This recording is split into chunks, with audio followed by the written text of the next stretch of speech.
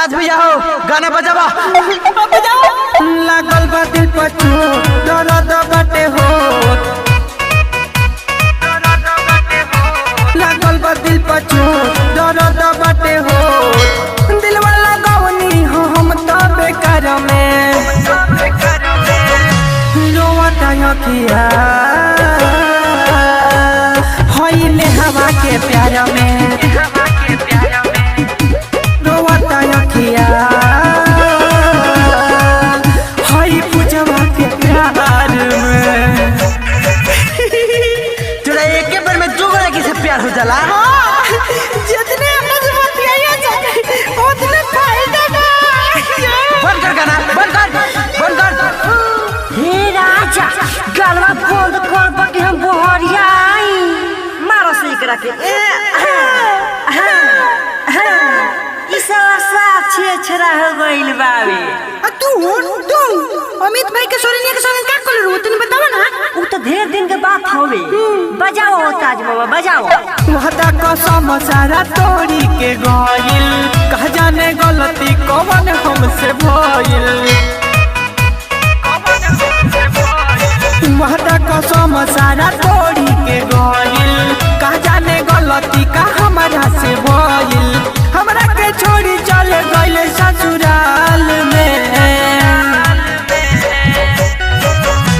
रोवता अखिया होइले हवा के प्यार में, रोवता अखिया होई पूजवा के प्यार में।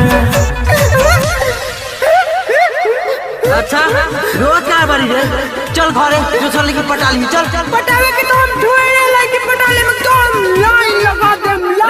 स्टूडियो में नटाई करे ले बरसा क्या लगा एक बार सर रंग के साथ स्टूडियो में जा सब यहां पे रुक जा एक मिनट एगो लड़की पटे न तो चल जा चल तमौगा संग रोज क्या बड़ी रोज